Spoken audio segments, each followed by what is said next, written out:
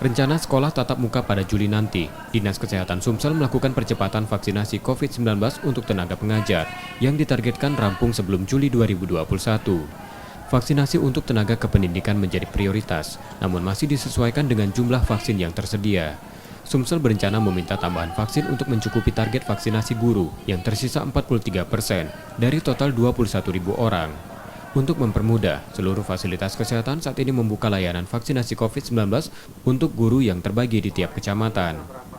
Ya, memang sampai saat ini vaksinasi untuk guru masih menjadi prioritas, kita prioritaskan karena salah satu persiapan yang kita lakukan untuk membuka kembali proses belajar mengajar secara offline ya, atau tatap muka.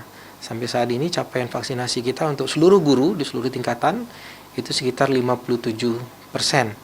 Yang jelas sekarang semua Vaskes itu membuka layanan untuk vaksinasi guru, tapi sekali lagi kan kita terkendala dengan kesediaan vaksin di lapangan. Ya, jumlah guru kita cukup banyak. Untuk mempermudah, seluruh fasilitas kesehatan saat ini membuka layanan vaksinasi COVID-19 untuk guru yang terbagi di tiap kecamatan.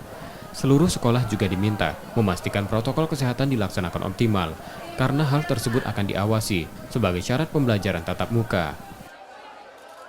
Reski Oktora, Muklas Diferensial, Kompas TV, Palembang, Sumatera Selatan.